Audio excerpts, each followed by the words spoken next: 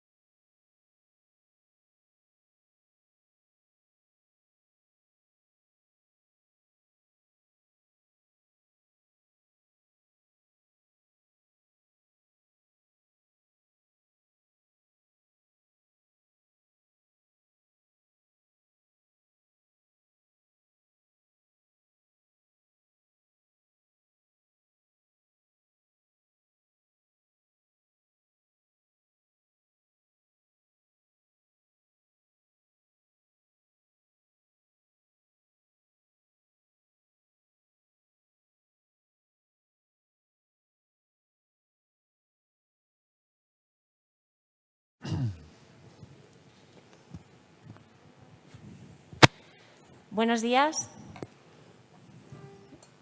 Buenos días. Bienvenidos. Hola, ¿qué tal? Buenos días. Bienvenidos al encuentro anual con periodistas que organizamos en la institución educativa SEC. Mi nombre es Cristina García. Ya nos conocemos todos, o prácticamente os conozco a todos y vosotros a mí. Bueno, veréis que estamos en el campus de Almagro, aquí en Madrid, de la Universidad Camilo José Cela.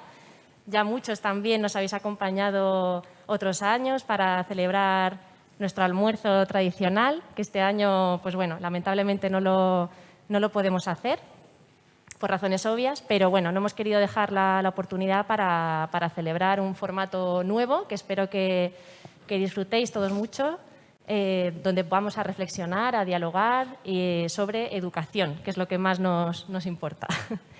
Me acompañan hoy Nieves Segovia, presidenta de la institución educativa SEC. Buenos días.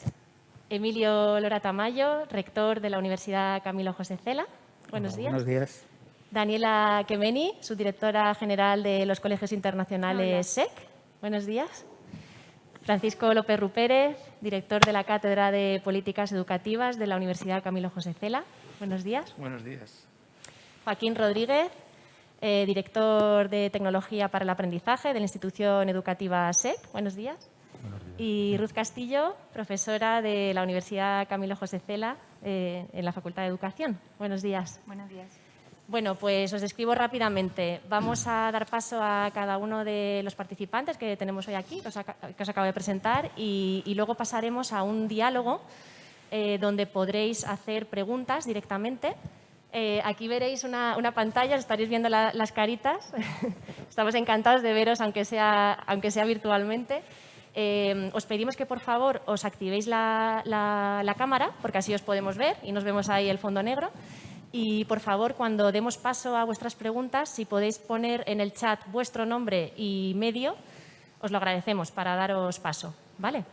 Pues nada, sin más dilación, comenzamos con Nieves Segovia, presidenta de la institución educativa SEC.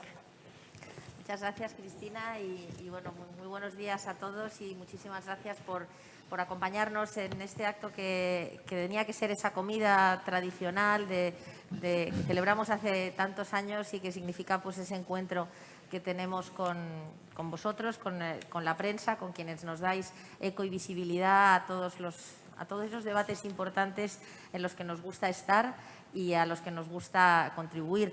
En este caso, bueno, tal y como decimos en nuestro propio eslogan interno, ¿no? Si algo cambia, nos adaptamos. Eso es lo que hemos hecho básicamente todos a lo largo de este último año y cuando nos paramos a pensar, ¿no? Nos pasará a todos con frecuencia en el mes de enero, febrero, fue la última vez que nos vimos tan cerca de que cambiaran tanto las cosas y sin ser en aquel momento seguramente conscientes, pues pensamos que han pasado en un año varias vidas y muchos aprendizajes. Y yo lo único que quería decir en esta mañana es, bueno, en nombre de la institución, pues sí, explicar lo que ha significado para nosotros un viaje que yo creo que ha sido un viaje de una intensidad enorme, como para seguramente cada uno de vosotros a título personal y en vuestras redacciones, periódicos, medios, radio, etcétera. Para nosotros, desde el primer momento, fueron importantes dos cosas. En primer lugar, construir comunidad, que nadie dentro de nuestra comunidad se quedara atrás y pusimos el foco, por supuesto, en los alumnos, en que su proceso de aprendizaje no se viera interrumpido y poder hacer ese acompañamiento muy personalizado en una circunstancia pues, sin precedentes absolutamente en la que se habían encontrado y en la que, por supuesto, mostraron que eran maravillosos y se adaptaron con gran flexibilidad. Y hablo de alumnos de colegios y de universidad, de todos, profesores que han hecho un esfuerzo extraordinario, lo habéis vivido vosotros, habréis hablado con tantos y tantos profesores que yo creo que han hecho un ejercicio, yo los llamo los otros grandes héroes de la pandemia, yo creo que han sido los maestros, los profesores, los catedráticos de universidad de este país que realmente han estado intentando acompañar a sus alumnos y que el proceso de aprendizaje, que es al final donde estamos construyendo el futuro de nuestra sociedad, no se viese interrumpido y muchas veces a costa de su propia vida familiar y de un gran esfuerzo personal. Y también intentamos acompañar a las familias que se vieron envueltas de manera también muy repentina en una situación familiar para sus propios trabajos y con una involucración mucho más intensa en el proceso de aprendizaje de sus hijos. Y esto ha significado también establecer unas nuevas relaciones distintas, familia-colegio. Y esa sería un poco la siguiente lectura, ¿no? Que de lo que hemos vivido hemos aprendido y hemos establecido, que esa sería la segunda premisa un poco que establecimos al principio, dijimos, vamos a crear comunidad y vamos a no dejar de aprender de cada una de estas experiencias, ¿no? Y esta es una de ellas. Se han establecido nuevas relaciones, por ejemplo, familia-colegio, mucho más cercanas, mucho más ricas, creo yo. Hemos aprendido, por supuesto, lo que funciona y lo que no funciona en el aprendizaje en remoto y de eso pues, hoy por la mañana también hablaremos. Hemos aprendido cómo personalizar, incluso en la distancia, determinadas situaciones de aprendizaje, cómo somos capaces de contribuir a la sociedad desde un lugar diferente a lo mejor y cuáles son esos lugares que le corresponden a la escuela o a la universidad como espacios físicos y qué otros lugares le corresponden más a la sociedad en su conjunto y cómo toda la sociedad también se ha volcado en acompañarnos y en ayudarnos y cómo hemos sido capaces de tejer una red, diría yo, internacional también de apoyo, de cooperación y de colaboración con otros colegios y otras universidades que ha surgido de una manera casi espontánea porque todos estábamos en el mismo lugar. Y yo creo que todas esas microinnovaciones, como yo las llamo, han venido para quedarse, porque si no somos capaces de aprovechar esa experiencia, ese escenario en el que nos hemos visto inmersos de golpe, nunca, al menos 30 años de vida profesional, a título personal, hemos visto cómo el sistema educativo perdía una de las piezas básicas de toda su estructura, que era esa presencialidad, ¿no? Y sin duda ha sido un toque de campana para asomarnos de una manera diferente a la necesaria transformación de nuestro sistema educativo en el que estábamos, en el que estamos y que ahora con todo lo que hemos aprendido sin duda seremos capaces de enriquecer mucho más. Así es que ha sido un año difícil, pero ha sido un año, yo creo, rico, a pesar de, lógicamente, todas las situaciones personales y en muchas ocasiones pues dramáticas, por desgracia, y duras, muy duras. Sí ha sido, creo, un año rico en aprendizajes y, como digo, es nuestra responsabilidad, y así lo compartimos todos, que seamos capaces de seguir construyendo sobre eso. Ahora, bueno, pues os comentarán un poco el trabajo que hemos hecho a través de un think tank para diseñar el futuro y el aprendizaje en el ámbito de la educación superior que nos exige la sociedad. Eso fue un trabajo muy importante con grandes expertos que ha durado 6 meses y que ya tenemos las primeras conclusiones que nos orientan hacia dónde va esa sociedad del aprendizaje. También activamos muy rápidamente en el mes de mayo un action tank, lo llamamos, para redefinir el modelo educativo escolar.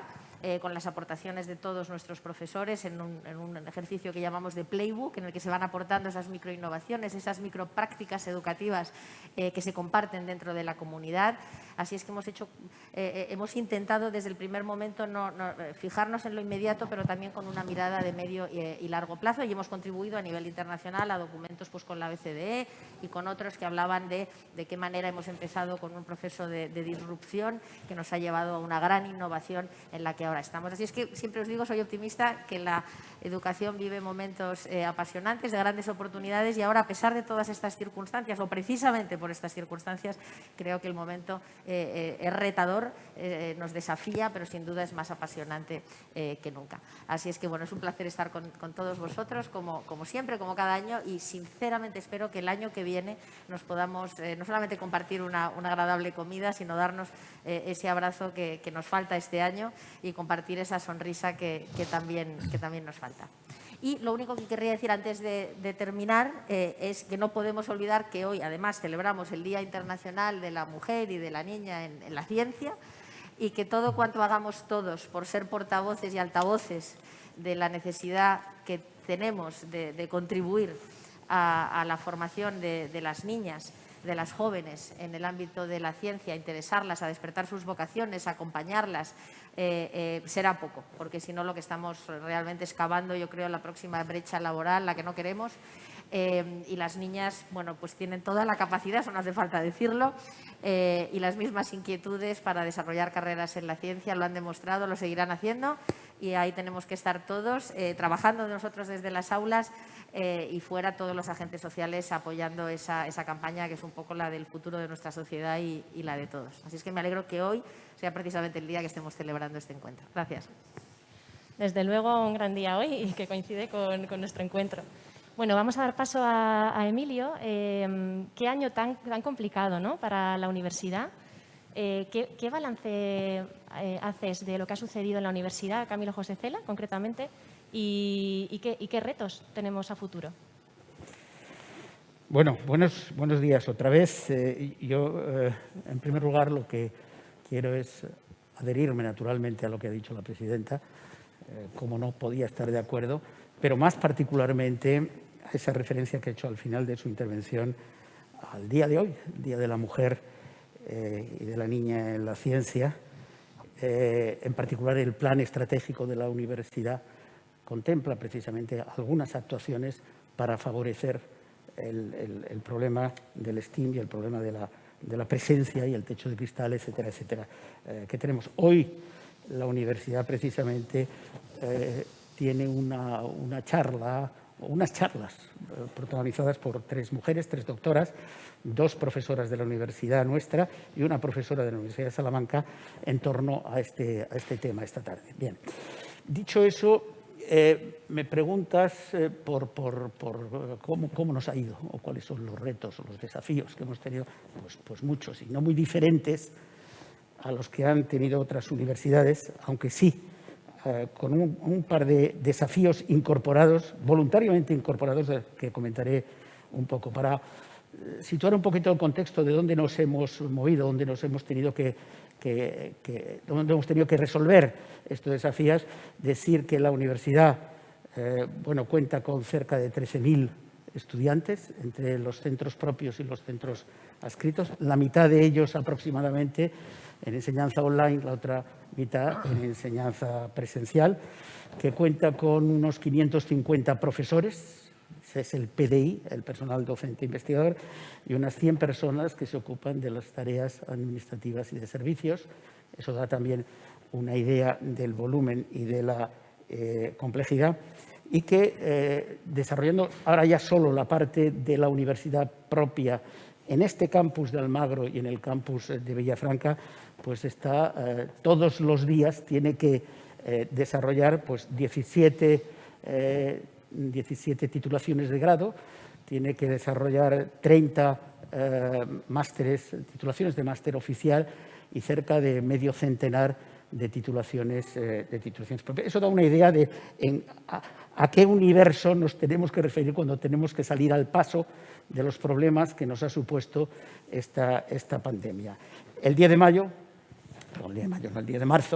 al 10 de marzo, cambiamos de la noche a la mañana y sin solución de continuidad la enseñanza del formato presencial al formato online. Y esto lo pudimos hacer gracias a dos elementos. Por un lado, porque la parte hardware la teníamos, la infraestructura ya la teníamos. He dicho que aproximadamente la mitad de los alumnos que tenemos son online. Por lo tanto, estábamos bien equipados para hacerlo. Y la otra parte, que es todavía más importante, es porque los profesores ya tenían una formación acorde con ese modo online de impartir docencia. Manejaban ese hardware al que me he referido, manejaban Blackboard, es decir, todo esto lo hemos podido hacer y se ha podido hacer pues, en 24 horas. Por supuesto, con un esfuerzo que también ha resaltado la presidenta, que es impagable, un esfuerzo de todo el personal PDI, de todo el personal PAS, y que bueno, ha conseguido que finalizáramos el curso pasado e iniciáramos casi, y llevamos ya la mitad de este curso, pues perfectamente, con problemillas o lo que fuera, pero perfectamente. Por supuesto, desde el primer momento se implantaron las medidas de seguridad y de higiene pues que nos aconsejaban, nos imponían, nos dictaban, desde el Gobierno central hasta el Gobierno de la Comunidad, todo ello vehiculizado a partir o a través de la Consejería de Universidades de la Comunidad. Tengo que decir que hemos tenido un respaldo absoluto y una conexión tan frecuente como que lo mínimo que hemos tenido ha sido una conferencia de todos los rectores de la Comunidad de Madrid, pues con la Consejería de Universidad de la Comunidad de Madrid. Por lo tanto, nos hemos encontrado siempre muy asistidos. Naturalmente, hemos tenido otros desafíos internos. Por ejemplo, la gestión de las prácticas. Como su nombre indica, cualquiera puede pensar, las prácticas pues, tienen que ser... Es difícil que no sean presenciales. Bueno, pues en muchos casos hemos conseguido, o en algunos casos hemos conseguido que no lo fueran. En otros casos, bueno, ha habido que improvisar soluciones, incluso demorarlas, cambiarlas de horarios, para poder bueno, posibilitar que precisamente se hicieran las prácticas acorde con el programa docente de cada asignatura. Pero ese ha sido, digamos, otro escollo que ha habido que vencer, otro desafío al que ha habido que responder ha sido el de los exámenes. El mes de junio hicimos todos los exámenes que correspondían al curso anterior en formato fundamentalmente online, de nuevo con la formación y con la infraestructura que nos prestaban pues, Respondus, Blackboard, etcétera, etcétera, respetando excepcionalidades que estaban debidamente justificadas y que además venían amparadas por todos los protocolos de seguridad, etcétera, etcétera. El balance no puede ser, yo creo que más positivo y de nuevo yo creo que tenemos que tributar el necesario agradecimiento a todos los que lo han hecho posible, que han hecho un esfuerzo denodado porque esto salga así. Pero es que además de esto hemos tenido un par de desafíos que ya digo que hemos aceptado, que nos hemos impuesto nosotros mismos y que han corrido de forma paralela con todo este desarrollo que he descrito en 4 pinceladas. El primero ha sido el del plan estratégico. Desde finales del año 19 estábamos desarrollando el proyecto de plan estratégico para los 4 años siguientes. Nos pilla la pandemia y seguimos con ese desarrollo hasta el punto de que en abril-mayo el plan queda cristalizado, queda aprobado por los órganos competentes y se pone en marcha. Es un plan que, con una serie de líneas estratégicas, apoyado en los pilares básicos de la universidad, lo que hace es plantear hasta 63 proyectos diferentes que contemplan pues, prácticamente un espectro 360 grados de todo lo que en la universidad pretendemos desarrollar, innovar, cambiar, reforzar en los próximos 4 años. Y en eso estamos, y en eso continuamos. Y es algo paralelo a todo este esfuerzo que ha habido que hacer. En segundo lugar, lo que hemos hecho a partir de prácticamente de junio del año pasado ha sido pensar, y no nos hemos equivocado desgraciadamente, que esta situación iba a durar y que el curso siguiente, curso en el que estamos ahora, pues también íbamos a tener que tener el mismo modelo no presencial o la misma aproximación a todo lo que es la enseñanza. Y por eso lo que hicimos fue adelantar algunos de los proyectos que teníamos contemplados en el plan estratégico y que pretendían innovar el modelo de enseñanza y aprendizaje para darle un contenido que fuera más acorde con cualquier modalidad, sea la online, sea la presencial, que tuviéramos que implantar. Y de nuevo, ahí el concurso del PDI, del personal docente investigador, ha sido fundamental porque prácticamente han estado trabajando durante el verano para que en septiembre, cuando abrimos este curso, se pudieran tener ya del orden de una docena de titulaciones de grados ya que corrían bajo el nuevo modelo, lo que llamamos el ETLM, el Extended Teaching and Learning Model, que es un modelo de enseñanza y de aprendizaje que tiene contenidos teóricos multimedia, que tiene contenidos prácticos virtualizados y que tiene herramientas virtuales de simulación. Y que tiene la característica esa que señalaba antes, que es relativamente fácil de cambiar de un modo presencial a un modo online para estar preparados para lo que pueda venir. Y que evidentemente se va a quedar, como decía la presidenta, aquí hay muchos elementos que se van a quedar, que son elementos positivos, por aquello de que, bueno, por muy graves que sean los problemas, siempre hay una visión positiva, hay algo que extraer de ellos. Pues aquí seguramente se nos va a quedar mucho de lo positivo y este modelo encarna muchos elementos positivos de esta, bueno, que hemos finalmente arrancado de esta pandemia. En esto pues también hemos contado, ya digo, con la laboriosidad y con la profesionalidad de todo el equipo docente. Y en esto estamos. Y por eso digo que no solamente hemos hecho frente a la pandemia, sino que además nos hemos cargado con otro par de grandes desafíos que yo creo que van a marcar la ruta de lo que es el futuro de la universidad. Muchísimas gracias. Qué difícil sintetizar en tan pocos minutos todo lo que se ha hecho en un año, de ese esfuerzo que han tenido todos los profesionales y profesores de la universidad, desde luego. Muchas gracias. Bueno, vamos con Daniela y cambiamos a la parte de colegios, de los colegios SEC.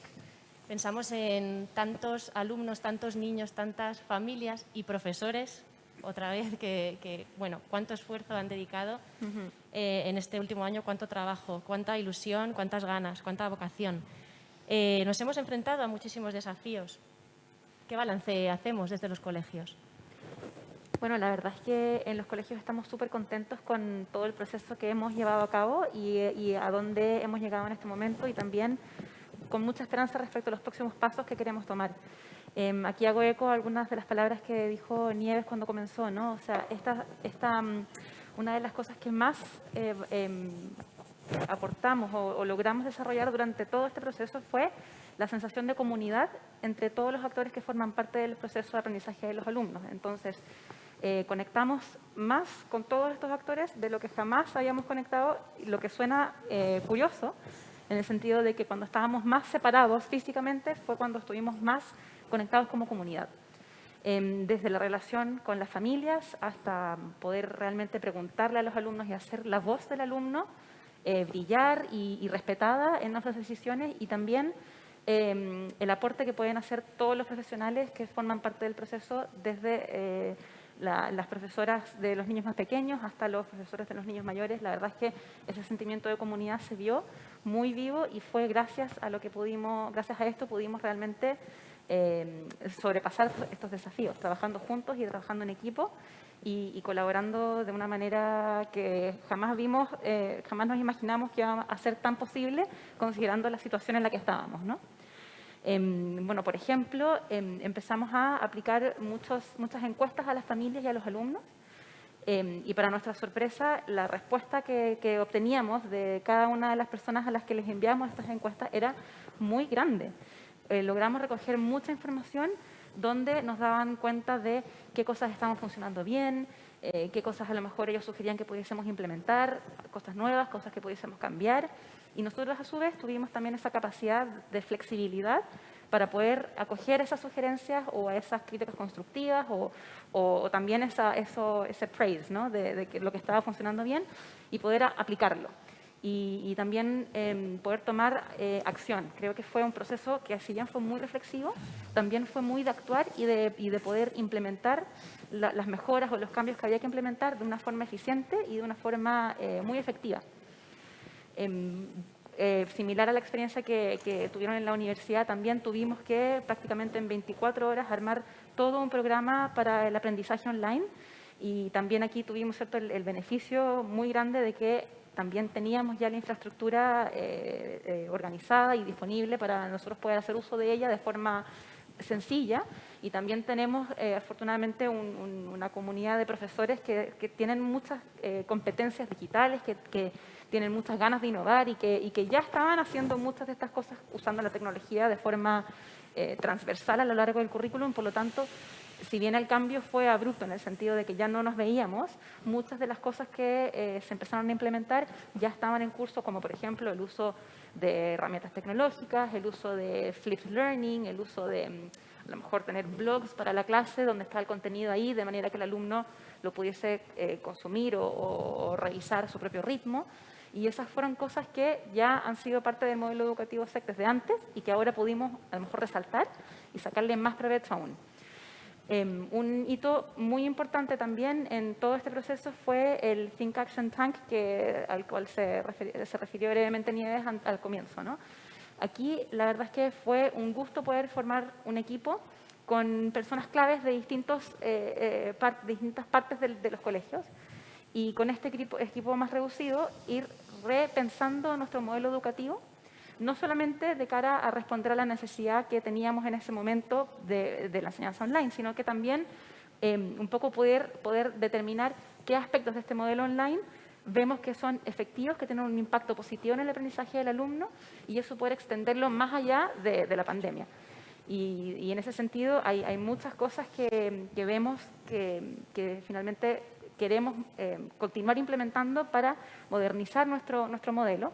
Lo hemos llamado el Future Learning Model, o el modelo de aprendizaje del futuro, y creemos que con este nuevo modelo que toma la base de nuestro modelo educativo del aula inteligente, que se apoya mucho en los principios y la filosofía del IB, y que también toma distintos elementos de las agencias de acreditación que nos guían y que nos orientan en nuestro proceso. Y un poco una mezcla de todas estas cosas fue lo que pudimos usar para generar este Future Learning Model, que tiene distintos elementos donde realmente se potencia y se transforma el aprendizaje del alumno. Elementos como, por ejemplo, el tema del aprendizaje autodirigido por parte del alumno, que siempre ha sido importante, pero que en un contexto de aprendizaje online es más importante aún, sobre todo porque nos dimos cuenta dentro de todo este proceso que no podíamos simplemente traspasar lo que se hacía presencialmente a un formato online. Cosas como, por ejemplo, que no es viable para un niño de 6, 7, 8 años y tampoco lo es para un niño mayor de 16, 17 años estar todo el día conectado a una cámara, sentado en su ordenador trabajando. No es sano y no es equilibrado, ¿no? Por lo tanto, esta idea y este componente importante de nuestro nuevo modelo, que es el aprendizaje autodirigido, viene un poco a responder a esa necesidad y a personalizar más el aprendizaje, de forma tal que podamos disponer de los recursos para que el alumno pueda trazar su propio camino de aprendizaje de acuerdo a su propio ritmo, y que vaya, ¿cierto?, explorando sus pasiones, sus talentos, y a la vez, obviamente, adquiriendo y explorando el currículum requerido que tenemos por ley, ¿no? Pero a su propio ritmo y buscando las aristas que para ese alumno en particular son importantes. Y también eso, obviamente, conlleva un cambio en el rol del profesor, que a lo mejor más que de dictar, bueno, que nuestro modelo nunca ha sido de estas características tampoco. Por eso también el cambio tampoco ha sido tan abrupto en ese sentido, ¿no? El rol del profesor de ser a lo mejor hacer un proceso de selección de contenidos de acuerdo a su conocimiento de sus alumnos y ofrecer estas trayectorias de aprendizaje que luego el alumno puede a lo mejor elegir como una especie como de menú de aprendizaje, por así decirlo, ¿no? Un aprendizaje a la carta, por ponerle un nombre más caricaturesco. Pero bueno, y esto también obviamente fundamentado con las últimas investigaciones e innovaciones en educación internacional, donde sabemos, ¿cierto?, que el aprendizaje tiene que tener un propósito para cada alumno para que sea significativo. Bueno, aquí me estoy entrando en detalle en solo un elemento de este modelo que tiene distintos elementos importantes, ¿no?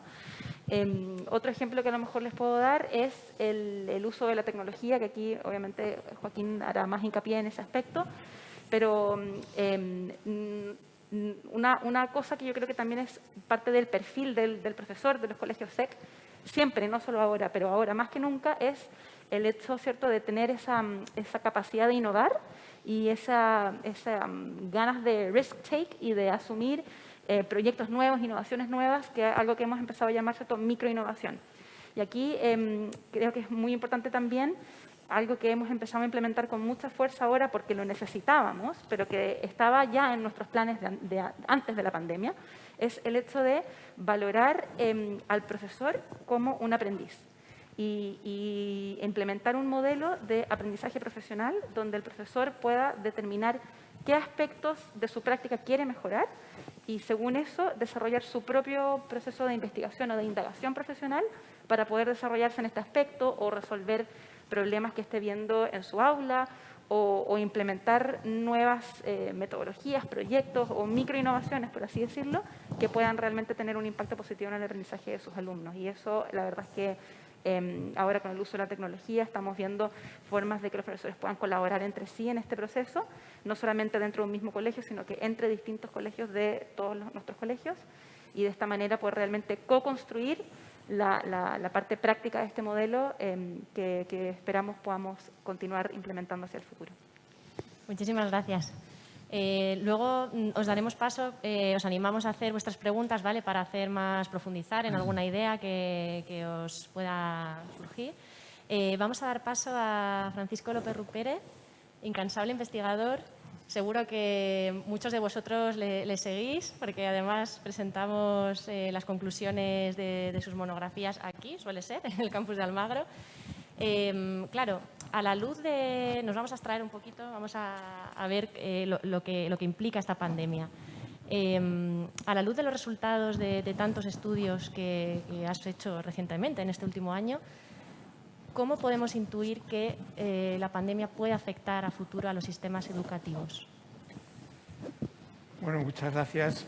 Quiero decir que hay un consenso internacional creciente en relación al impacto de la pandemia sobre la educación, que se centra básicamente en dos fenómenos que podemos caracterizar recurriendo a términos físicos. En primer lugar, se puede advertir un consenso sobre el efecto de aceleración y, en segundo lugar, el efecto de centrifugación. En cuanto al efecto de aceleración, lo que sabemos es que había un conjunto de transformaciones, de políticas centradas en distintos aspectos del sistema educativo que estaban ahí pendientes de ponerse en marcha para atender a los desafíos que plantea a las sociedades avanzadas, a sus sistemas educativos, el siglo XXI, con esas transformaciones rápidas, disruptivas, con procesos de cambio permanente, etcétera, etcétera. Entonces, el consenso internacional, pero no solamente desde la educación, sino desde fuera de la educación, sobre el papel clave de los sistemas de educación y formación para atender esos desafíos es amplísimo. De manera que estaban pendientes en buena parte de los países, no en todos, porque algunos países, particularmente los del área oriental, asiática, el mundo asiático, habían empezado a hacer sus deberes desde comienzo de siglo. Porque, aunque los cambios sean disruptivos, lo son en la escala histórica de tiempos, de manera que de algún modo al futuro se le ve venir. Y en un plazo de tiempo que es el propio de las reformas educativas se puede actuar proactivamente. Y eso es lo que han hecho los países de más alto rendimiento en el plano educativo. Entonces, pero muchos otros países, o algunos otros, no habían hecho lo suficiente. Entonces, ahí estaban esas reformas esperando. Así que el efecto de la pandemia, uno de los primeros efectos de la pandemia ha sido el ser un estímulo acelerador en relación con las reformas que se tienen que hacer de conformidad con los desafíos del siglo XXI. Y el segundo efecto es un efecto centrifugador. Respecto de eso también hay evidencia empírica, hay consenso internacional amplio, etc. Ese efecto centrifugador se va a producir en función del nivel socioeconómico y cultural de los alumnos. Es decir, va a haber una separación, que es lo típico de la centrifugación, va a haber una separación, se van a generar brechas, en definitiva, entre los alumnos pertenecientes a medios socialmente aventajados y los alumnos pertenecientes a medios socialmente desaventajados. No es casualidad, y hago un paréntesis, que desde las investigaciones de la Cátedra de Políticas Educativas de la Universidad Camilo José Cela estemos poniendo el acento sistemáticamente en esa variable que tiene que ver con la equidad del sistema, que por otra parte es un objetivo que va más allá de lo estrictamente ideológico para abrazarse a un humanismo, digamos, ideológicamente transversal que profesamos todos los países democráticos. Entonces, se va a producir, como digo, se está produciendo y se va a producir más una brecha, una centrifugación.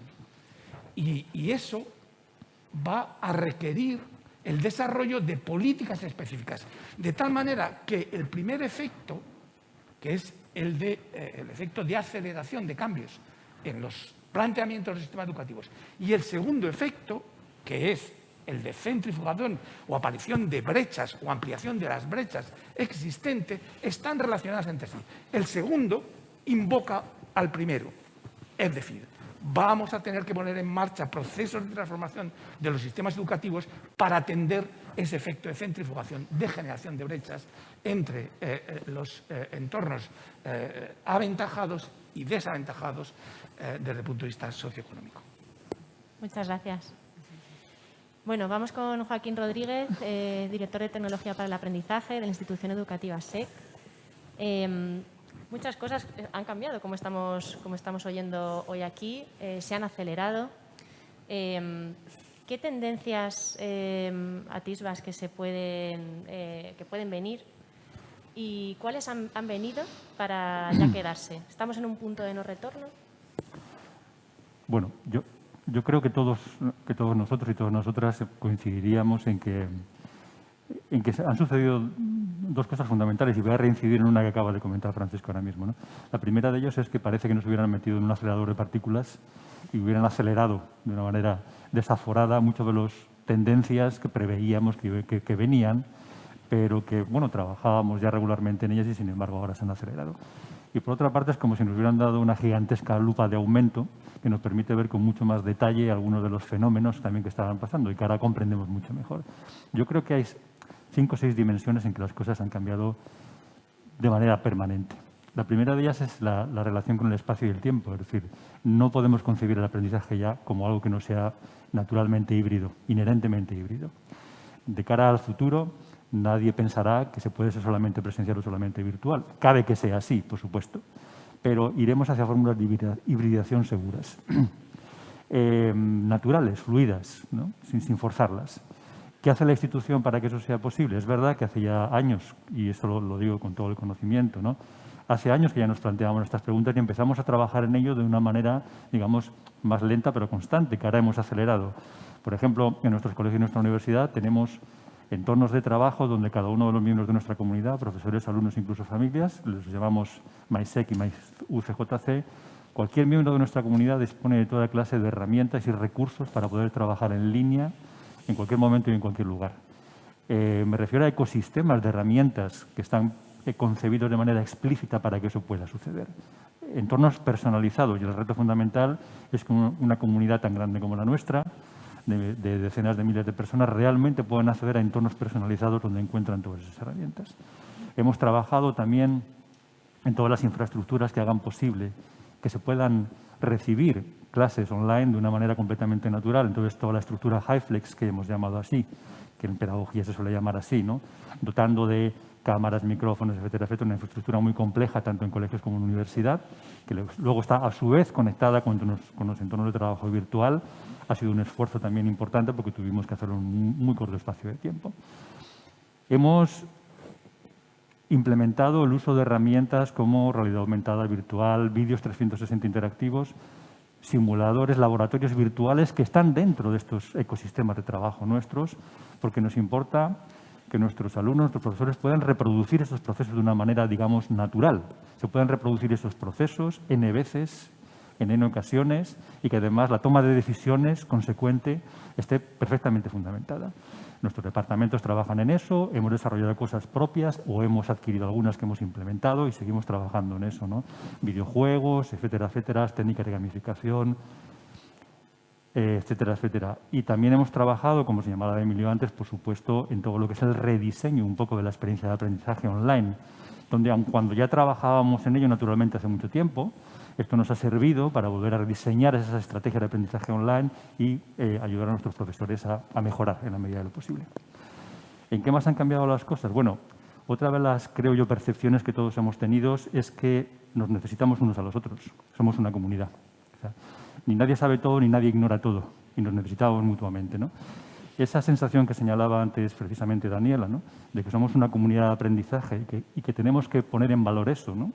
Y que realmente la innovación, un acelerador potentísimo de la innovación es poner en común las cosas, es lo que nos ha llevado, por ejemplo, desde el punto de vista de la tecnología, a generar espacios que le hemos llamado, lo ha señalado Daniela antes, el playbook. Nosotros le llamamos así, el playbook, pero el playbook, ¿qué es? Bueno, para poder entendernos, digamos que es un espacio virtual donde podemos poner en común nuestras experiencias de aprendizaje, nuestras mejores prácticas, pero también nuestras dudas, también nuestras ideas y nuestros proyectos, para que cualquier compañero de nuestro claustro, esté donde esté, se encuentre donde se encuentre, lo pueda poner en común, reaprovecharlo, adaptarlo, mejorarlo y volver a ponerlo a disposición de la comunidad en las mismas condiciones, de manera que sirva como un acicate al resto, ¿no? También diría yo que hemos cambiado, y estoy mencionando solo algunas de las tecnologías que hemos implementado, no tengo la ambición de nombrar todas, aunque por supuesto luego en el turno de preguntas quizá podamos abundar en alguna de ellas. Muy importante la idea de que el conocimiento no es una cosa mostrenca que se adquiera de una vez para siempre. Ahora más que nunca yo creo que nos hemos dado cuenta todos que el conocimiento es algo que tiene que estar al servicio, ¿no? Al servicio de la comunidad, de precisamente de remediar nuestras debilidades intrínsecas. Y es obvio que las tenemos, ¿no? Como género, como especie. Entonces ese conocimiento no puede ser algo mostrenco, tiene que ser algo valioso, significativo. La idea que también señalaban Emilio, Daniela, ¿no? De que nuestro aprendizaje tiene que ser significativo, al servicio de algo en concreto, con un objeto, que tenemos que enfrentarnos a retos importantes que tienen que ser, bueno, cómo trabajamos también en todo eso, ¿no? En nuestro ecosistema, por ejemplo, tenemos piezas, digamos, aplicativos, voy a referirme a plataformas, como queremos llamarlo, que nos permiten, por ejemplo, que cualquier miembro de nuestra comunidad, sea un alumno o sea un profesor, pueda plantear un reto, pueda plantear un proyecto y cualquiera se pueda sumar a esos proyectos. Cualquiera pueda contribuir en la medida que lo desee a que esos proyectos se desarrollen. Porque creemos que esa inteligencia colectiva es importante y que la debemos fomentar. Claro que esto se tiene que compaginar, digamos, con los itinerarios de desarrollo individual, o sea, cómo compaginamos lo colectivo y lo individual, ¿no? Cómo hacemos para que, además de trabajar en comunidad, desarrollar esa inteligencia colectiva al servicio de un propósito, también seamos capaces de desarrollar la vocación de cada una de las personas. Y ahí también tenemos tecnologías, aunque parezca mentira, para permitir que eso suceda, ¿no? En nuestros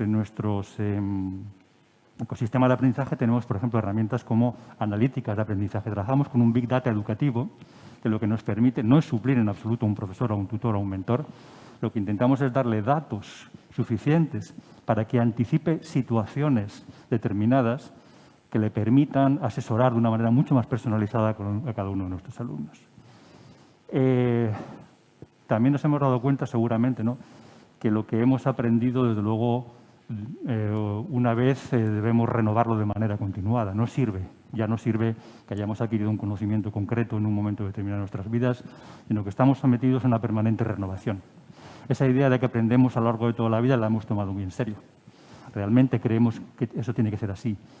Y eso tiene múltiples vertientes, ¿no? Por ejemplo, el rediseño y la modularización de mucha de nuestra oferta educativa, para que se pueda adaptar de la mejor manera posible a esos itinerarios personalizados, ¿no? Para que cada cual encuentre aquello que necesite y desea. Para lo cual tienes que cambiar la arquitectura de las plataformas, por supuesto, la manera de ofrecer ese contenido, de hacerlo cada vez más accesible, móvil, que esté al alcance de la mano de cualquiera en cualquier lugar y en cualquier momento. Bueno, todo eso tiene, digamos, impacto en las tecnologías para que puedan ayudar a ese propósito. Y yo diría que hay dos cosas más, seguramente, ¿no? Una de las preguntas que todos nos hacemos como profesionales, pero también como padres, ¿no? Yo me lo hago con mis hijos también, es qué clase de personas queremos, ¿no? De cara al futuro, cómo los queremos educar, qué valores deben tener. Yo creo que la escala de valores también ha cambiado, no abruptamente, pero sí que aparte de aquellos valores que más o menos todos teníamos en la cabeza, de las soft skills, etcétera, etcétera, se han añadido otros valores más. Hay una escala de valores distinta. Y ahí también trabaja la institución y trabaja, por una parte, en los colegios, con lo que llamamos el diploma SEC o el perfil SEC, ¿no?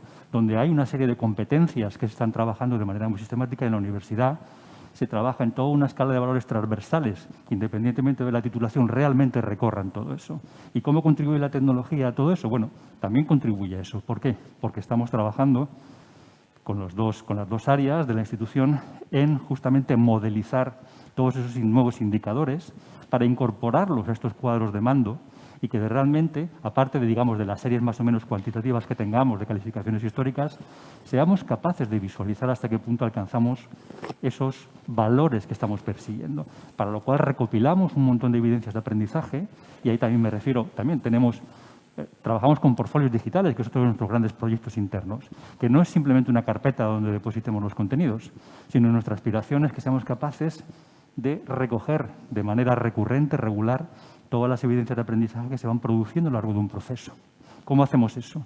Y que además esos portfolios sean portables, es decir, que cuando un alumno abandone nuestra institución y se convierta en un alumni, realmente ese currículum, que va mucho más allá de lo meramente académico, se lo pueda llevar consigo a alguna parte, ¿no? Bueno, todos esos son retos de la tecnología que estamos intentando contribuir. Yo diría que hay una última cuestión que a todos también nos importa mucho, y es el mismo propósito de las instituciones educativas, ¿no? Y es, o al menos a mí me preocupa mucho, es decir, cuál es la implicación cívica, el impacto real de una institución educativa en la sociedad, en su entorno. Y yo creo que nuestra institución aquí ha hecho dos cosas muy importantes, o al menos dos, muchísimas más seguro, pero que yo haya trabajado y seguido muy de cerca. Una, el distintivo de B Corp, que nos distingue como primera institución educativa que realmente trabaja con un propósito social claro. Y una en la que estoy muy estrechamente implicado y que a mí me enorgullece muy en particular, que hemos llamado Each Teach, que es trabajar por la consecución del cuarto objetivo de los Objetivos de Desarrollo Sostenible, ¿no? Que es garantizar una educación básica a todos los niños del mundo que no la tienen, en particular ayudando a la formación de profesorado en entornos vulnerables, para lo cual hemos desarrollado una plataforma propia, hemos desarrollado ideas de aprendizaje móvil, accesible, hemos diseñado secuencias de aprendizaje específicas, microcursos, en fin. Estamos innovando al mismo tiempo que estamos intentando generar un beneficio social. Entonces, termino con esto. Es aquí, la tecnología y la pedagogía deben guardar una relación virtuosa. Es como un círculo virtuoso, ¿no? La tecnología está al servicio de la pedagogía. Faltaría más. Digamos que el propósito fundamental es ese. Pero al utilizar la tecnología nos cambia, porque nos abre nuevas perspectivas. Y eso es, digamos, la función de un departamento como el que yo tengo la suerte de dirigir, que es contribuir a que eso suceda, ¿no? Muchas gracias. Qué importante la tecnología, cuánto nos ha dado y cuántas cosas, cuántas líneas de trabajo nos abre, ¿no? Muchas gracias. Vamos ahora con Ruth Castillo. Ella es experta en gestión emocional en educación. Y bueno, le queremos preguntar, porque claro, es importante para los alumnos, para la comunidad, que hemos hablado tanto de comunidad, para los alumnos, para las familias, para los profesores. ¿Qué ha cambiado con la pandemia en la gestión emocional en el aula? Bueno, pues muchas gracias por tu pregunta. Buenos días a todos. Un placer escucharos, lo primero de todo, porque estáis todos diciendo cosas súper interesantes que en el fondo me van a servir para conducir un poquito la idea que quiero transmitir. Realmente una de las primeras ideas que me gustaría transmitir es que el aula, ya sea virtual, ya sea física, es un contexto ideal para trabajar algo que la pandemia ha puesto muy de manifiesto, ¿no? Y es la implicación que nuestro mundo emocional ha tenido esta situación de emergencia, ¿no?, sanitaria, esta situación de incertidumbre, esta situación de tener que lidiar con emociones que a lo mejor muchos de nuestros alumnos nunca se han visto, ¿no?, en la tesitura de tener que lidiar, ¿no? Procesos de duelo que no se han cerrado, situaciones de bloqueo, pérdidas de trabajo, situaciones ambientales y familiares que sin duda alguna han supuesto un efecto súper importante en nuestro mundo emocional. Entonces, una de las primeras cosas que sabemos, gracias a la investigación, es que el contexto educativo es un contexto fundamental en el que trabajar y prevenir problemas de salud mental futuros. De hecho, informes de la OMS lo vienen diciendo desde hace muchísimos años, ¿no? 2 de cada 3 problemas emocionales que se dan en la etapa adulta se han manifestado, han tenido sus primeras manifestaciones en la infancia o en la adolescencia. Por tanto, ¿qué pasaría, ¿no?, si nosotros si consiguiéramos que nuestro profesorado sea sensible a estas señales? Y no solo sea sensible a estas señales, no solo las identifique, no solo las reconozca en su alumnado, sino que sepa ofrecer herramientas basadas en evidencia científica para poder trabajar con ello, para poder gestionar, para ayudar a corregular, a crear esos espacios, esos ecosistemas donde las emociones sean importantes, donde las habilidades emocionales y sociales sean importantes también. Hoy en día sabemos, gracias a la neurociencia, ¿no?, que si un alumno o una alumna está desmotivada, está aburrido, no está preparado para aprender. No puede, su mente no puede funcionar para conectar ideas, para asociar, para llevarse lo que está viendo del profesor a la práctica. No tiene los recursos mentales adecuados para poder realizar ese proceso de aprendizaje adecuadamente. Lo mismo ocurriría si un alumno está triste, está desanimado, está furioso, está enfadado, ¿no? Es decir, sabemos que hoy en día es más particularmente evidente la influencia que tienen las emociones en nuestros procesos de enseñanza y aprendizaje. Además, también sabemos que la pandemia, una de las cosas que también ha puesto de manifiesto, y una de las recientísimas investigaciones ahora mismo están demostrando que ha habido un incremento en los problemas de salud mental en la infancia y en la adolescencia. Hay mayores problemas de estrés, de ansiedad, de depresión, de somatizaciones, tanto en las personas en la primera infancia como en la adolescencia. Y esto es algo que debemos de atender, ¿no? No podemos dejar de lado, no podemos hacer lo que hasta ahora hacíamos. Parafraseando un poco lo que se ha dicho, lo que decía Francisco y lo que también decía Joaquín, ¿no? Si ya la educación emocional era importante y era uno de nuestros estandartes, ¿no?, en la institución educativa SEC y también en la universidad, creo que la pandemia lo que ha hecho, sin duda alguna, ha sido acelerar y poner más en evidencia que debemos de formar profesionales de la educación, también profesionales de la salud, con las competencias necesarias para poder crear aulas, crear sistemas, crear ambientes donde las habilidades emocionales sean importantes, ¿no? Poder ofrecer herramientas para reconocer mejor las emociones de nuestros estudiantes, comprenderlas mejor, tener mayor habilidad para empatizar, tener una conducta prosocial también más adecuada y, por último, más importante, la capacidad para poder gestionar y regular esas emociones utilizando estrategias adecuadas, ¿no? Porque otra de las cosas que ha puesto en manifiesto la pandemia es que no ha tenido el mismo impacto en todas las personas. La pandemia ha supuesto para muchas familias un motivo para crecer, para evolucionar juntos, para estar mejor, para plantearse nuevos retos. Para muchos alumnos ha sido muy positivo porque se han visto en lugares, ¿no?, en lugares familiares seguros donde podían compartir sus ideas, donde podían dedicar tiempo para aprender, pero también la pandemia ha puesto en manifiesto un impacto muy negativo, por todo lo contrario, ¿no? Es decir, familias que no han sabido gestionar adecuadamente sus emociones y eso ha supuesto muchísimas rupturas, muchísimos ambientes muy negativos también en el contexto familiar, alumnado que no ha tenido las condiciones necesarias para poder seguir aprendiendo y para continuar su proceso de escolarización. Y digamos que la escuela y también el entorno universitario, sin duda alguna, va a intentar reducir o amortiguar ese impacto, ¿no?, esa brecha. Es decir, nos tenemos que asegurar que desde la escuela sea el contexto seguro por excelencia donde los niños puedan realmente convertirse en mejores personas, en mejores profesionales, aprender mejor, desarrollar todo su potencial y construir, en definitiva, una sociedad mejor, ¿no? Entonces, ese es un poco el reto que tenemos, y desde la Facultad de Educación, también desde la Facultad de Salud y, en definitiva, desde la universidad, efectivamente, como algo que apuntaba Joaquín, ¿no? Estamos trabajando para que en todos los grados, en todos los programas de máster, haya un importante esfuerzo por trabajar las competencias que son transversales, aquellas competencias que nos hacen, en definitiva, actuar mejor, ser más responsables, ser más equitativos, tomar decisiones más saludables, tomar decisiones más responsables, ¿no? Y esto lo estamos haciendo consistentemente en todos los grados, porque pensamos que mucho más allá de los contenidos puramente técnicos o académicos que sin duda alguna deben de adquirir los universitarios, debemos también de fomentar todo este aspecto, ¿no?, personal y social, ¿no? Porque sin duda alguna también tenemos muy en mente, muy presente, que esto les va a acompañar a lo largo de toda la vida, y que especialmente en carreras donde hay una importante labor educativa todavía es más necesario, ¿no? Esa capacidad intrapersonal del propio profesorado para gestionar sus propias emociones y para ser un buen modelo. Y segundo, esa capacidad interpersonal, ¿no?, de co-crear espacios y ecosistemas de enseñanza y aprendizaje lo más óptimos, los más saludables, los más equitativos para nuestro alumnado. Desde luego. Muchas gracias, Ruth.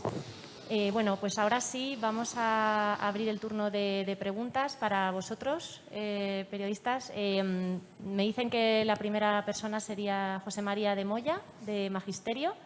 Adelante, José María. Hola, buenos días. ¿Se me oye, verdad? Sí. Sí. Bueno, muchas gracias. En principio, primero por la invitación y enhorabuena por el acto.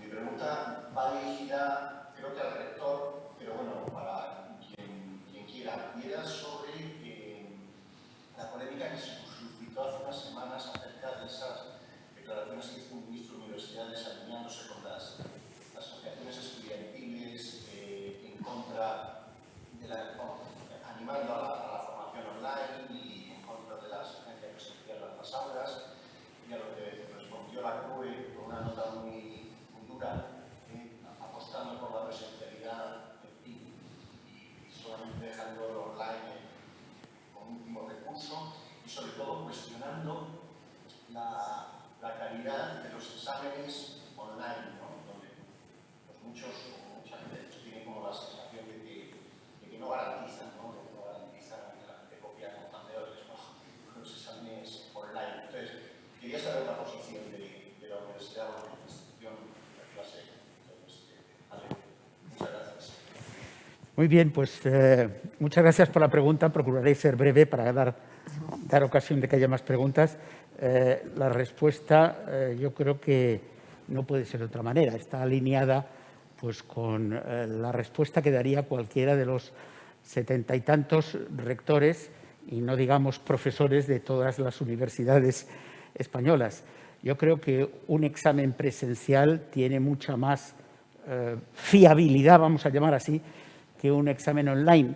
A pesar de que, dependiendo de los instrumentos, el hardware, vuelvo a llamar eso, que se utilicen, y de las modalidades de examen, con un instrumento para hacer un examen online se pueden programar pues, exámenes que sean pues, clásicos, los cuales dan más oportunidad para que pudiera haber interferencias ajenas, vamos a llamarlas así, que en un examen pues, con tiempo limitado, con preguntas test, etcétera, etcétera, ¿no? Es decir, que en los dos casos se puede programar bien, pero yo soy partidario absolutamente de que si se puede hacer, si existen todas se respetan todos los protocolos, todas las seguridades y no hay mayor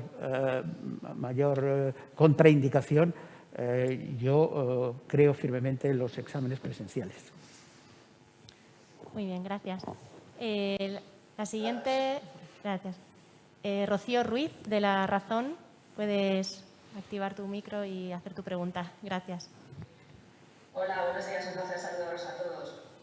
Quería preguntar qué políticas habría que aplicar para cerrar esas brechas educativas de las que hablaba el doctor Pérez, y también me gustaría saber cómo ha afectado la pandemia al rendimiento de esos alumnos. Bueno, las políticas educativas que dan respuesta, digamos, a esos desafíos, realmente las conocemos, porque tenemos evidencia acumulada suficiente sobre cuáles son el tipo de políticas, el objeto de las políticas que más impacto tienen en el resultado de los alumnos. De manera que si esas políticas las orientamos preferentemente, de manera intencional, a los sectores socialmente desfavorecidos, indudablemente tendremos un efecto compensatorio, además de que se beneficiarán todos los destinatarios del sistema educativo. ¿Cuáles son esas políticas? Pues las políticas centradas en el profesorado. Sabemos que el profesorado es el eje, es la clave, pero además de decirlo en el sentido común, es que tenemos la evidencia empírica robusta sobre la base de metaanálisis, es decir, de recopilación y procesamiento cuantitativo de un montón de investigaciones. La figura del director escolar, con lo que incide en la organización de la escuela, en el liderazgo, el liderazgo de las personas y del conocimiento. Tenemos la implicación parental, que como hemos escuchado ha sido uno de los efectos derivados de la pandemia que ha afectado positivamente en cuanto al desarrollo e innovación a los colegios de la institución educativa SEC. Tenemos desde luego el currículo, pero el currículo orientado de conformidad con las exigencias del siglo XXI. Exigencias que tienen que ver, por un lado, con la globalización en lo que concierne a la relación entre personas de distintas matrices éticas, de distintas culturas, conviviendo en un mismo espacio físico. Pero también tiene que ver con la revolución tecnológica y con las exigencias en términos de rigor, de pensamiento analítico, de capacidad de resolución de problemas complejos, de capacidad para aplicar el conocimiento en contextos distintos, el aprender a aprender, la metacognición, utilizando términos, digamos, más de jerga, efectivamente. Es decir,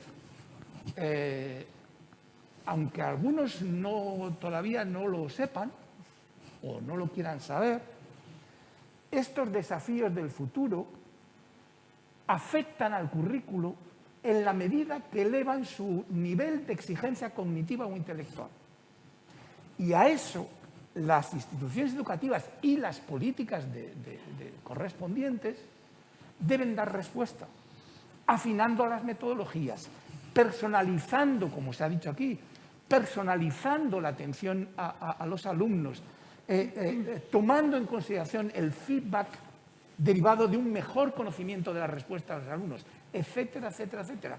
Pero que nadie piense que el nuevo enfoque por competencias, que parece que tiene una orientación menos académica, significa una reducción de nivel de exigencia intelectual de los currículos. Porque no es así.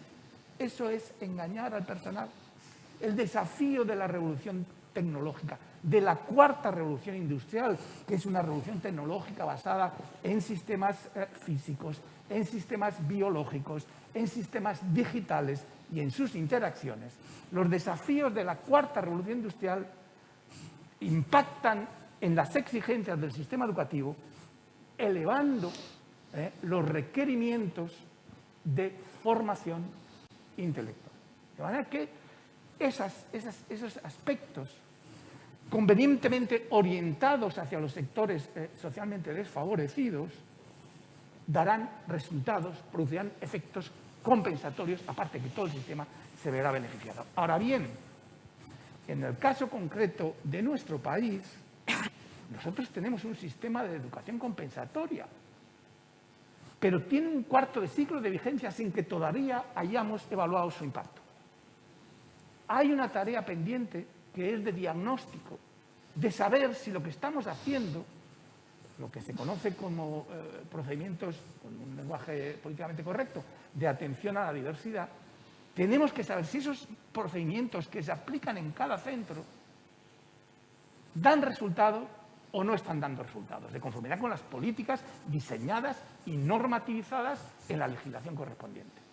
Yo creo que esta es una cuestión a la que debemos de enfrentarnos. Tenemos que tomar decisiones basadas en evidencias.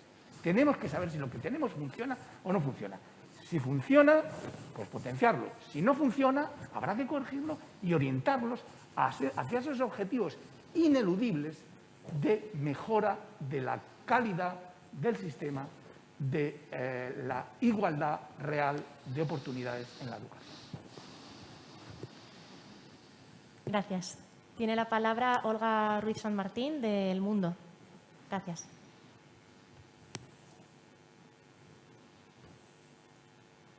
Hola, ¿me oís? Sí, te oímos. Hola, buenos días a todos. Me encanta veros ahí, aunque sea en la distancia, y compartir este rato con vosotros y con los compañeros. Yo quería preguntarle al rector por las reformas legales que ha presentado o ha dejado entrever el ministro Castells.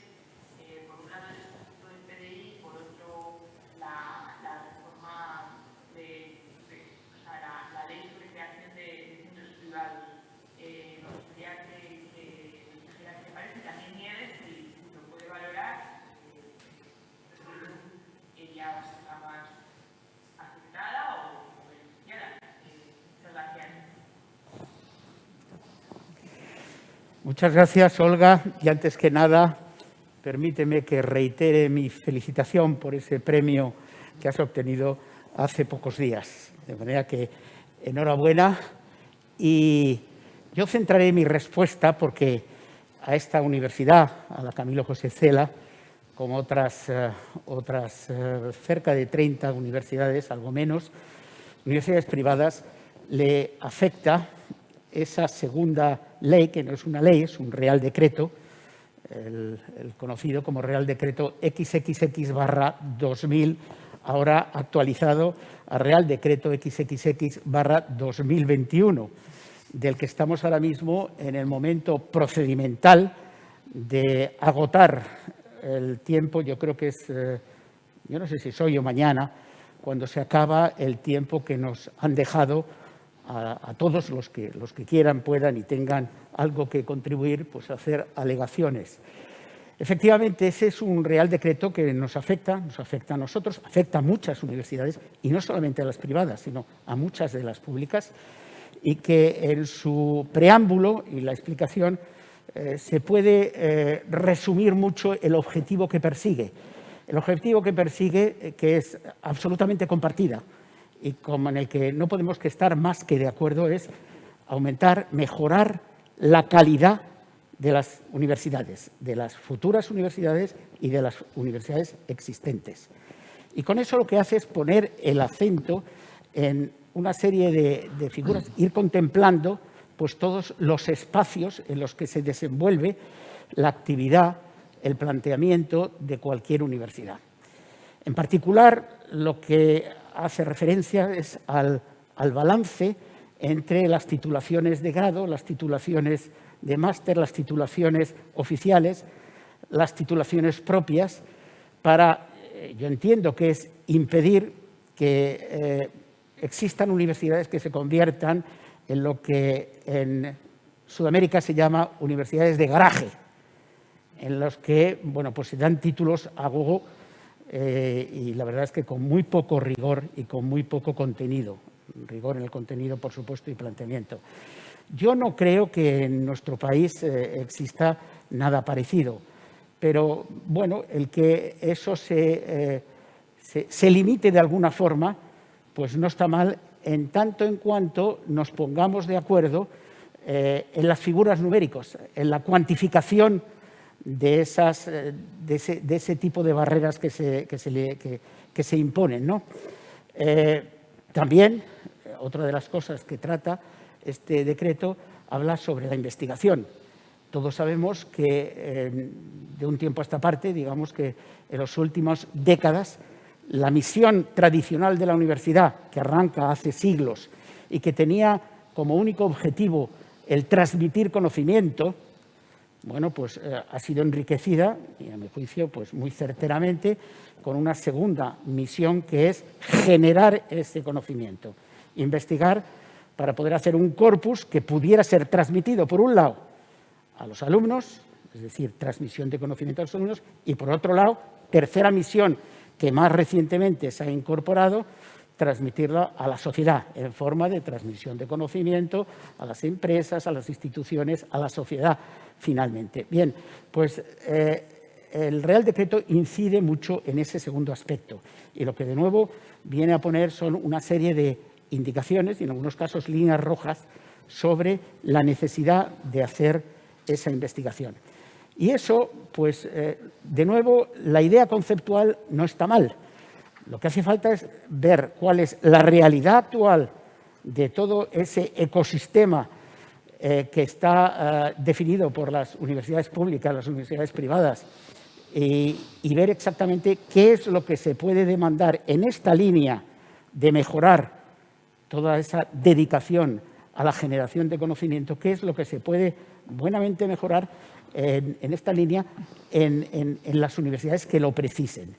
Por lo tanto, resumiendo si quieres, conceptualmente la idea no me parece mala, si lo que vamos es a mejorar la calidad de las universidades. Ya cuando entramos en el detalle de muchos aspectos, muchos artículos o muchos subartículos, ahí seguramente se podría mejorar, sobre todo más que mejorar, adecuar lo que dice a una realidad que sea factible y que sea estimulante. Todos sabemos que cuando te ponen unas metas que están netamente por encima de tus posibilidades, eso tiene un efecto disuasorio. Y lo que se va buscando, como en tantas otras cosas, es que esas metas tengan un efecto estimulante para conseguir el objetivo primero, que es el que ya he comentado al principio. Y yo, bueno, como decías, Olga, si quería decir algo. Por supuesto, comparto todo lo que dice el rector, lo que dice Emilio. Los fines no los discutimos. Yo solamente me gustaría un poco apuntar el tema del proceso. Yo creo que ahora está las instituciones universitarias en el mundo entero, yo creo, en un punto clave, en un punto de reflexión, en un punto de debate acerca de su propio futuro, de su propio propósito, de cuáles van a ser los nuevos modelos de educación superior, en qué va a consistir esto de aprender a lo largo de toda la vida y quiénes van a ser las instituciones que sean capaces de acompañarnos a todos en ese aprendizaje a lo largo de toda la vida. Creo que encima de la mesa hay una serie de cuestiones fundamentales, absolutamente fundamentales, que exigirían un debate en el que todos pudiéramos participar. Y que por desgracia parece que no es el foco en el diseño, el foco que ha tenido en el diseño este Real Decreto, y me gustaría pensar que no es una oportunidad que hayamos perdido para hablar de las cosas que creo que lógicamente importan y que, insisto, España no puede ser ajena a una reflexión que se produce, como digo, en tantísimos países en los que cuál es el objetivo, el fin, el propósito para el que fueron creadas en su día las instituciones de educación superior, las universidades, cuál es el fin y el propósito que deben asumir en este momento, cuál es el rol que deben jugar si queremos seguir siendo instituciones significativas en ese acompañamiento del aprendizaje a lo largo de toda la vida. Y bueno, estamos viendo otra serie de agentes informales que participan de ese espacio y, lógicamente, la universidad también quiere participar. Entonces, que de alguna manera se estimule que las instituciones de educación superior, en teoría somos instituciones expertas en la gestión de ese conocimiento y en la transmisión y creación de ese conocimiento, formemos parte de esos nuevos ecosistemas de aprendizaje que se están produciendo, creo que también tiene que ser un elemento de reflexión y sobre el que nos veamos alentados a seguir aportando, desarrollándonos y teniendo un espacio y un lugar. Así es que, bueno, no contesto directamente a lo mejor a tu pregunta, de forma más concreta lo ha hecho el rector, pero sí animaría a que existiera algo que fuera un poquito más lejos en términos de reflexión, que luego ya, como es lógico, bueno, pues se concretará de la manera que deba o no deba.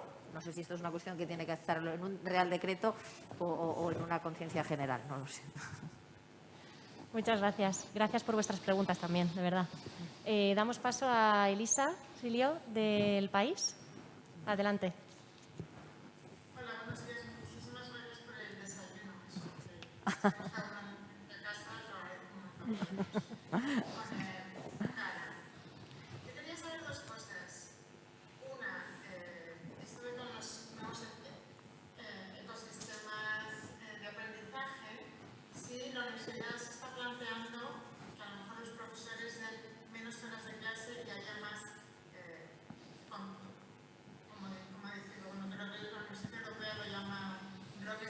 digitales,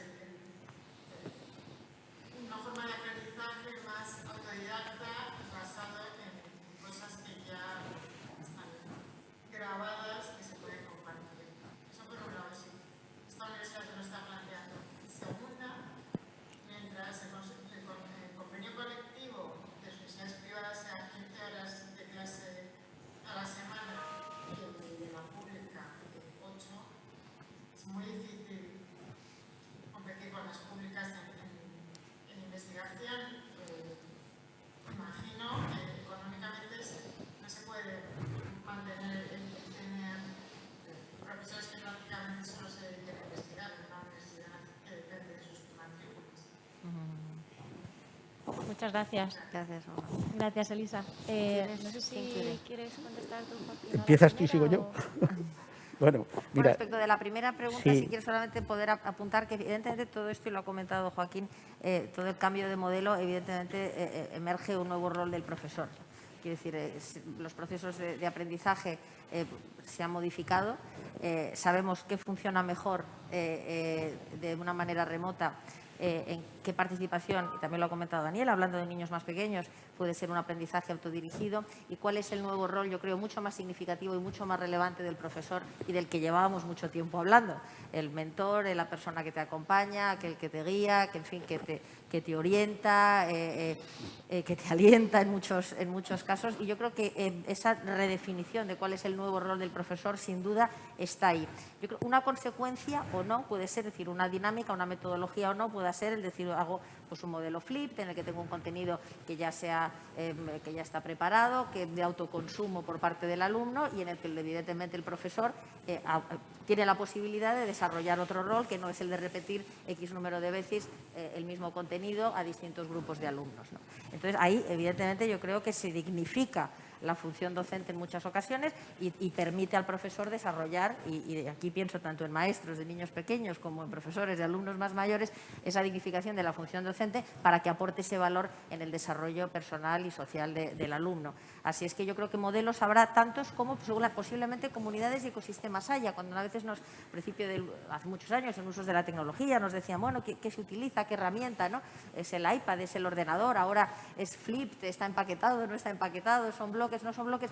Y la respuesta entonces, y sigue siendo ahora, es que depende realmente del objetivo y el fin pedagógico que se persiga en ese momento con ese grupo de alumnos o con ese alumno en particular. Ahora, por fortuna, tenemos una diversidad de opciones muchísimo más amplia para poder aplicar metodologías muchísimo más diversas que nos permiten llegar ahí donde esté el alumno, tanto si está en el aula física como si está en su domicilio. Así es que, en ese sentido, la respuesta es sí y no.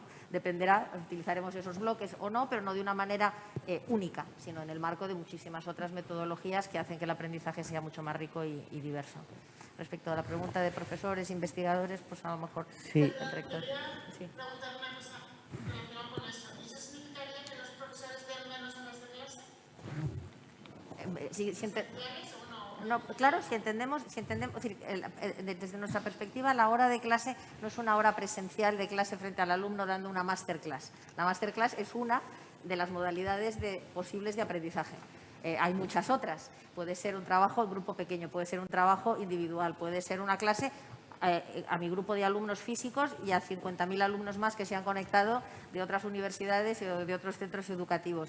Quiero decir, el concepto de dar clase, o sea, ese concepto de hora de trabajo con el alumno, yo creo que tenemos que romper un poco la rigidez en la que está instalado y entender que no es solamente la hora de masterclass, porque seguramente eso en algunas ocasiones aporte mucho valor, que lo haga el profesor, y en otras ocasiones puede ser un contenido que se haya preparado con anterioridad por parte a lo mejor de un experto en la materia de otra universidad o de otro lugar, pero que luego evidentemente el profesor lo que hace con el alumno es profundizar en ese contenido, e invitar a una reflexión crítica, a un pensamiento pues más elaborado sobre ese contenido. Entonces, yo creo que ese concepto de dar clase tendríamos de alguna manera que intentar romper. Es con mi relación con el alumno y de qué manera la interpreto de muchas otras maneras que no sea solo la hora presencial, la hora, 45 minutos, 50, y luego entramos en todas esas cosas.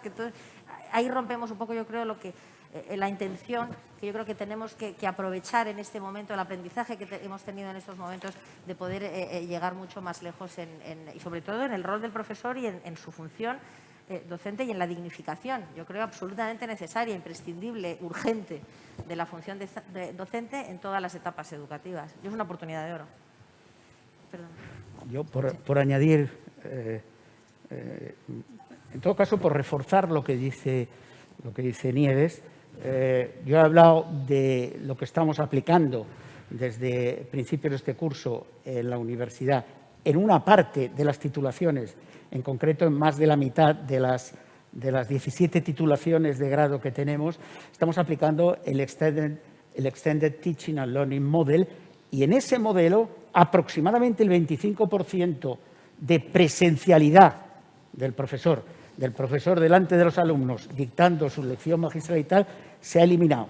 Y se ha eliminado en favor de esas 3 líneas nuevas o reforzadas o reinventadas, que son los contenidos teóricos multimedia, que antes se daban con la tiza en la mano o lo que fuera, y la pizarra, y en favor de los contenidos prácticos virtualizados y en favor de las herramientas de simulación.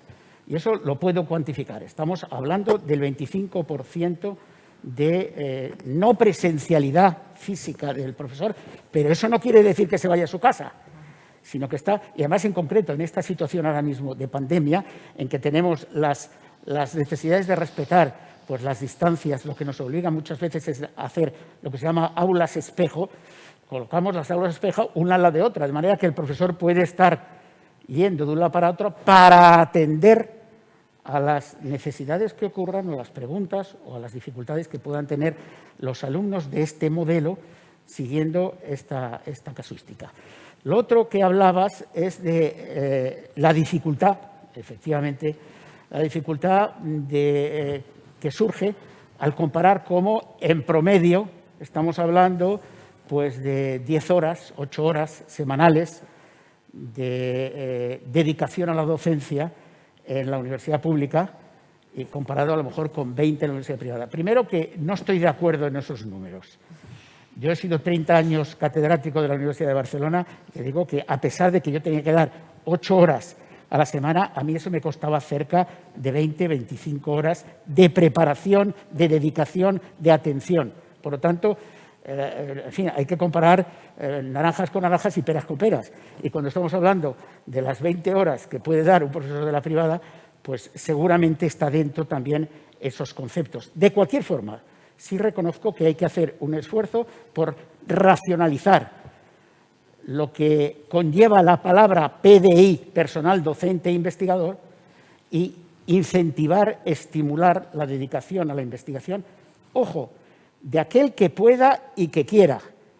Y cuando digo incentivar es que seguramente tenemos que definir modelos de carrera académica que tengan en cuenta esa dedicación a la investigación para seguir precisamente ese objetivo al que me refería en la contestación que hacía al principio de cumplir la elevación de la calidad en todas las universidades. Yo creo firmemente que en una universidad tiene que haber investigación porque eso es garantía de que la transmisión del conocimiento que se está haciendo es de primera calidad. Y eso es lo que vamos buscando todos, tener la máxima calidad y la máxima excelencia para nuestros alumnos, para que, como en algún caso dice nuestra presidenta, para que esa formación que tiene que estar siempre centrada en el alumno sea para obtener no los mejores alumnos del mundo, sino los mejores alumnos para el mundo. Muy bien, gracias. Os voy a rogar brevedad porque nos estamos yendo muchísimo de tiempo. Damos paso a Elena Sevillano, compañera de Elisa en El País. Gracias. Elena Sevilla, vale. Perdón, Elena, de Europa Press. Adelante, gracias.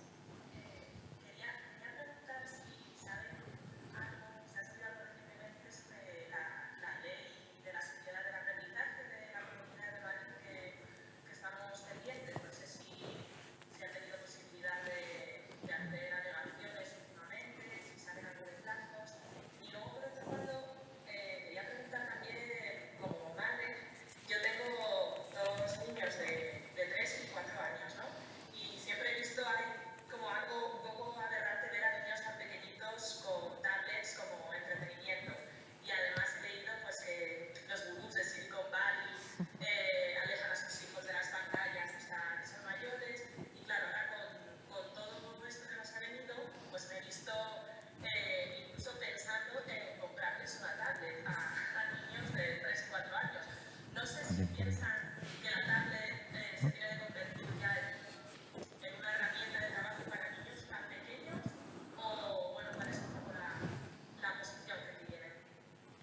La ley del aprendizaje. Sí, ¿no? yo Sí. muy brevemente, ley de la sociedad de aprendizaje, que es como la denomina la comunidad madrileña.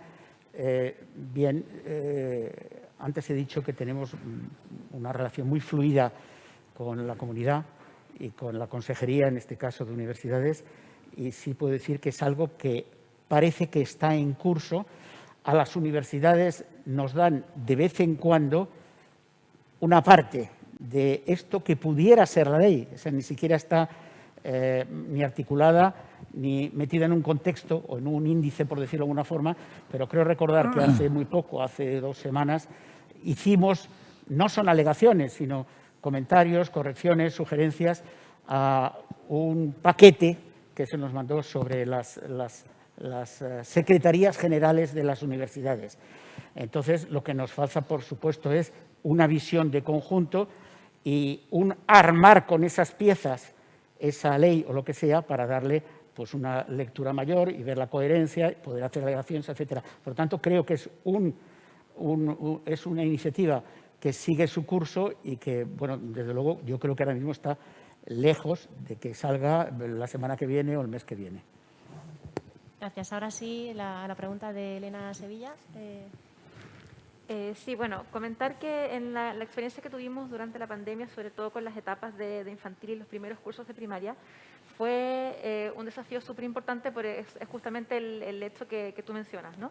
Y también fue algo que en el momento de planificar cómo íbamos a implementar este cambio al aprendizaje online, de manera que fuera equilibrada y que fuera respetuosa de cómo aprenden los niños de estas edades, que no siempre es igual que niños de otras edades, ¿no? En ese sentido, desarrollamos programas que fueran lo más equilibrados posibles, donde complementábamos tiempo en pantalla controlado a través de sesiones entre el profesor y un grupo reducido de alumnos para asegurar que fuera una conexión más bien personalizada y con el objetivo de mantener el vínculo entre el profesor y el niño. Y eso lo complementábamos con el uso de material concreto que posteriormente fuimos diseñando dentro de lo que llamábamos Learning Box, ¿no? Entonces y que algo que todavía estamos implementando y que usamos cuando se dan casos de confinamiento en algún grupo o cuando hay algún alumno o grupo de alumnos que tienen que estar en cuarentena, ¿no? Entonces se prepara una caja de acuerdo a las experiencias de aprendizaje que el profesor tiene programadas para esa semana o esos días, y eso el niño se va a su casa con su Learning Box, que está desarrollada para que se implemente o se use por parte del niño, tanto con un componente online reducido y equilibrado, como con otro componente más activo y más concreto, que es lo que un niño en esta edad necesita. No sé, Joaquín, si había algo que tú... Sí, también creo que... Pero Joaquín, si quieres. Si me permites, para complementar lo que estaba diciendo Daniela, Elena, yo creo que nadie de nosotros o de nosotras calificaría un lápiz y un papel o una pizarra y una tiza como tecnologías aberrantes, ¿no? Tenemos interiorizados hasta el punto el uso de esas tecnologías que ninguno de nosotros las percibe como tales, ¿no? Y sin embargo lo son. Un lápiz y un papel son tecnologías de almacenamiento, conservación y transmisión de conocimiento de la memoria, ¿no?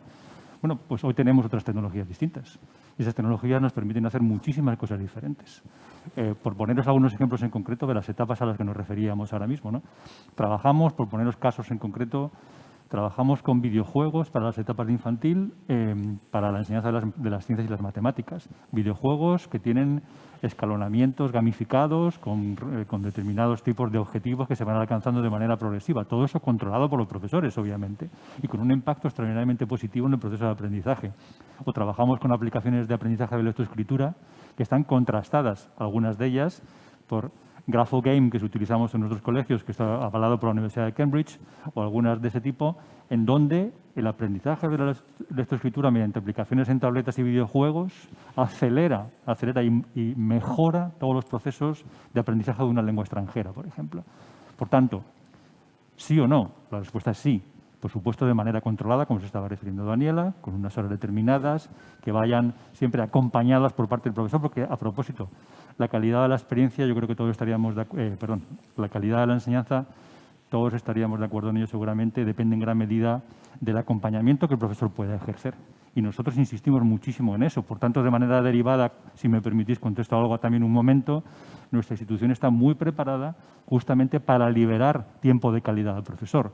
Por eso trabajamos mucho en la idea del aprendizaje de modelo invertido también. Y tenemos nuestras plataformas de vídeo enteras, completas dentro de nuestro ecosistema de aprendizaje, donde hay multitud de piezas de aprendizaje que se pueden reutilizar en ocasiones con ese propósito, de que el profesor libere tiempo de calidad, de acompañamiento para supervisar las tareas en los dispositivos o tecnologías que sean necesarias.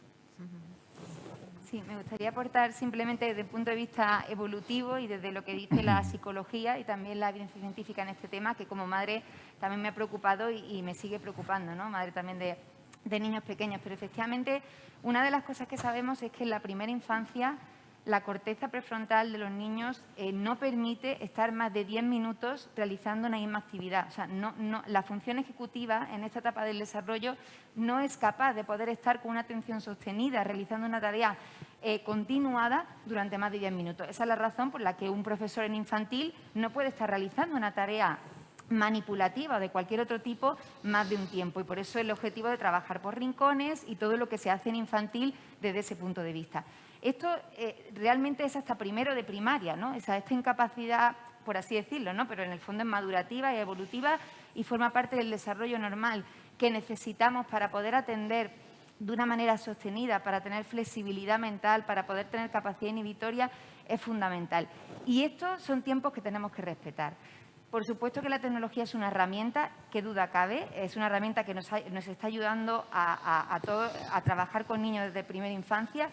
Y efectivamente lo que es clave es distinguir entre la tecnología, el iPad o los vídeos, ¿no?, como herramienta de aprendizaje o la tecnología como herramienta de regulación emocional. Es decir, muchas familias dan a sus hijos el iPad o dan a sus hijos cualquier videojuego o cualquier contenido audiovisual con el objetivo de tener al niño entretenido.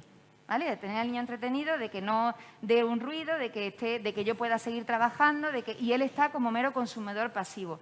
Pero el objetivo del aprendizaje, si algo se ha discutido hoy aquí, precisamente es todo lo contrario, ¿no? El rol activo que tiene que tener el alumnado en este sentido y de cómo la tecnología puede ayudar precisamente a una competencia de la que se hablaba anteriormente, que es la competencia de aprender a aprender. O sea, la tecnología, si algo nos va a servir, es justamente para ese aprendizaje más autorregulado, para poder obtener feedback inmediato sobre si se está haciendo bien o no una tarea determinada, para poder establecer tiempos, para poder aumentar la motivación del alumnado. Entonces, para todas esas cosas es muy positivo. Pero efectivamente creo que es fundamental que el profesorado conozca muy bien, y por supuesto también la familia, conozca muy bien las etapas evolutivas y lo que se le puede pedir y no se le puede pedir a un niño en esta edad. Y diferenciar también, como apuntaba antes, diferenciar muy bien entre herramientas de aprendizaje o herramientas de ocio o para pasar el tiempo. Muy bien, para finalizar, os ruego brevedad. José María, tu pregunta, te damos paso.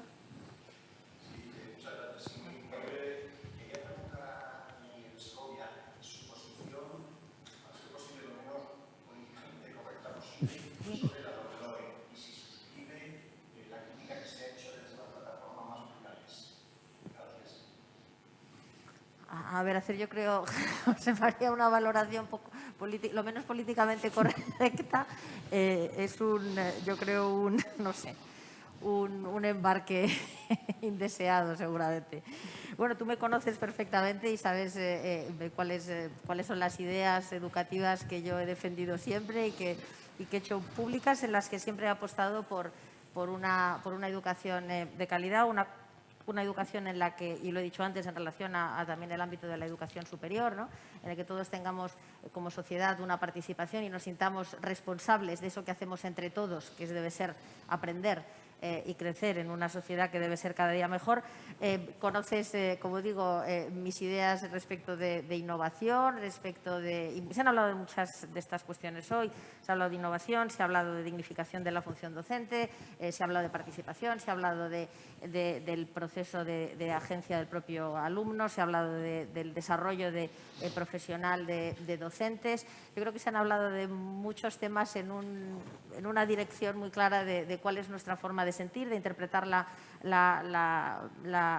educación, el trabajo que asumimos, que intentamos que no sea nunca político, o sea, que intentamos que cuando hemos hablado o hemos valorado en determinados momentos leyes nunca haya sido desde una perspectiva política, y hemos estado siempre en acuerdo y en desacuerdo con partes de cada una de las muchas leyes que tú y yo además hemos discutido a lo largo de los años, y en este caso no es diferente.